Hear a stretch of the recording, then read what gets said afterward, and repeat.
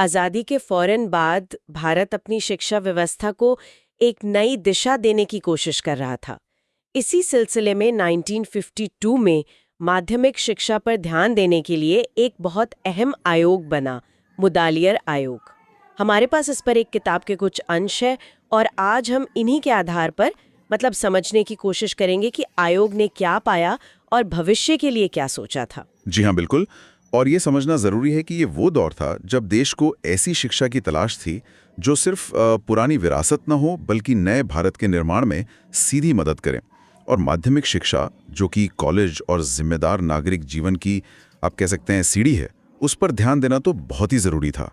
तो चलिए देखते हैं इन दस्तावेजों में क्या मिलता है हमें। तो इसकी शुरुआत हुई 23 सितंबर 1952 को। डॉक्टर लक्ष्मण स्वामी मुदालियर, जो उस वक्त मद्रास यूनिवर्सिटी के वाइस चांसलर थे, उनकी अध्यक्षता में ये आयोग बना। सही है। हाँ, बिल्कुल सही। और इसका काम सिर्फ मौजूदा सिस्टम का मुआयना करना भर नहीं था, बल्कि ये देखना था कि माध्यमिक शिक्षा का असल मकसद क्या हो, क्या पढ़ाया जाए, कैसे पढ़ाया जाए, अनुशासन कैसा हो, टीचर ट्रेनिंग, परीक्षा, हर पहलू को जांचकर उसमें सुधार के रास्ते सुझाना था, ताकि वो नए स्वतंत्र भारत की जरूरतों के मुताबिक ढल सके। दिलचस्प है। तो उस वक्त की जो माध्यमिक शिक्षा थी, उसमें आयोग को क्या बड़ी दिक्कतें नजर आईं? इन दस्तावेजों के मुताबिक लगता है सबसे बड़ी शिकायत ये थी कि पढ़ाई असल जिंदगी से कटी हुई थी, बहुत ज्यादा किताबी और थोड़ी संकरी सोच वाली। बिल्कुल, यही मुख्य बात थी। स्कूल की पढ़ाई बच्चों को समाज के लिए या आगे कामकाज के लिए तैयार नहीं कर पा रही थी। ना तो उनमें कोई हुनर आ रहा था, ना सोचने समझने की क्षमता का विकास हो रहा था, और ना ही जिसे कहते हैं अच्छे नागरिक बनने के गुण। बस जोर था रट्टा मारकर परीक्षा पास करने पर, और जो परीक्षा का तरीका था वो भी बच्चों की असल काबिलियत को ठीक से जांच नहीं पाता था। समझ रही हूँ।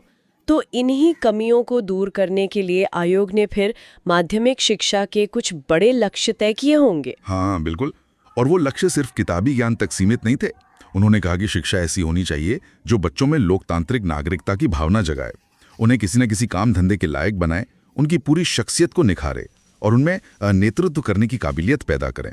ये एक तरह से पूरे इंसान को गढ़ने की बात थी, सिर्फ दिमाग को जानकारी से भरना नहीं था। ये तो वाकई एक बड़ी सोच थी। इसे जमीन पर उतारने के लिए फिर क्या खास सिफारिशें की गईं, जैसे स्कूल के ढांचे में कोई बदलाव? हाँ, ढांचे की बात करें तो 11 से 17 साल के बच्चों के लिए 7 साल की माध्यमिक शिक्षा का सुझाव था, जिसमें 3 साल जूनियर और 4 साल हायर सेकेंडरी। लेकिन शायद इससे भी ज्यादा जरूरी सुझाव था पाठ्यक्रम में विविधता लाने पर। विविधता? अच्छा, अलग अलग तरह के विषय। हाँ, सिर्फ आर्ट्स या साइंस तक सीमित नहीं, बल्कि मानव की, विज्ञान, टेक्नोलॉजी, कॉमर्स, कृषि, ललित कला, होम साइंस, कई तरह के विषय समूह बनाने की बात थी। और इसी से जुड़ा था बहुउद्देशीय स्कूलों यानी मल्टीपर्पज स्कूल्स का आइडिया। अच्छा, मल्टीपर्पज स्कूल्स। हाँ, यानी ऐसे स्कूल जहां अलग अलग रुचि और योग्यता वाले बच्चों के लिए अपनी पसंद के विषय चुनने और सीखने के मौके हों, सिर्फ एक ढर्रे की पढ़ाई ना हो। और भाषाओं के बारे में क्या कहा गया? वो भी तो उस समय एक बड़ा मुद्दा रहा होगा ना, है ना? जरूर। सुझाव ये था कि पढ़ाई का माध्यम जहां तक हो सके बच्चे की मातृभाषा या क्षेत्रीय भाषा हो। साथ ही हिंदी और अंग्रेजी को भी अहमियत दी गई। जहां हिंदी मातृभाषा नहीं थी, वहां भी हिंदी पढ़ाने की बात थी। एक तरह से त्रिभाषा सूत्र की नींव यहीं कहीं दिखती है। और पढ़ाने के तरीकों और परीक्षाओं में भी बदलाव सुझाए गए होंगे, क्योंकि रट्टा मारने वाली पढ़ाई से तो हटना ही था। बिल्कुल, साफ कहा गया कि रटने की जगह समझने पर जोर दिया जाए। सिखाने में एक्टिविटी और प्रोजेक्ट मेथड जैसी चीजों को इस्तेमाल करने का सुझाव था। परीक्षाओं में भी सुधार की बात थी, जैसे बाहरी परीक्षाओं पर निर्भरता कम की जाए, स्कूल के अंदर लगातार मूल्यांकन हो और वस्तुनिष्ठ यानी ऑब्जेक्टिव सवाल भी शामिल किए जाए। और हाँ, एक बहुत ज़रूरी बात, टीचर्स की ट्रेनिंग बेहतर हो, उनकी तनख्वाह और सेवा शर्तें अच्छी हों, उनका सम्मान बढ़े, इस पर भी काफ़ी जोर था। सही है। यानी सिर्फ पाठ्यक्रम या परीक्षा नहीं, बल्कि पूरे इकोसिस्टम को बेहतर बनाने की कोशिश थी। चरित्र निर्माण और अनुशासन जैसी बातों पर भी कुछ कहा गया था। हाँ हाँ, चरित्र निर्माण, अनुशासन, नैतिक शिक्षा, इन सबको जरूरी माना गया, लेकिन साथ ही ये भी साफ किया गया कि नैतिक शिक्षा के नाम पर किसी एक धर्म की बातें बच्चों पर थोपी न जाएं, और खेलकूद और शारीरिक स्वास्थ्य पर भी पूरा ध्यान देने की सिफारिश थी।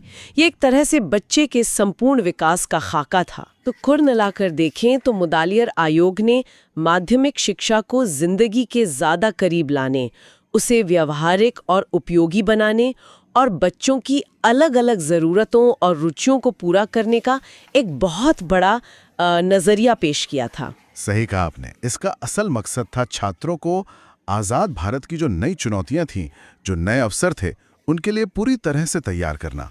एक ऐसी पीढ़ी तैयार करना जो देश को आगे ले जा सके। और सोचने वाली बात है कि इस आयोग की कई सिफारिशें, जैसे शिक्षा को व्यवहारिक बनाना या बच्चों का सर्वांगीण विकास, ये बातें आज भी मतलब 70 साल बाद भी उतनी ही जरूरी लगती हैं। बिल्कुल। और यहीं पर एक सवाल शायद हमारे सुनने वालों के मन में भी आए कि जिन चुनौतियों को मुदालियर आयोग ने 7 दशक पहले पहचाना था, जैसे शिक्षा को जीवन से जोड़ना या छात्रों का समग्र विकास करना, क्या आज हम उनसे पूरी तरह निपट पाए हैं?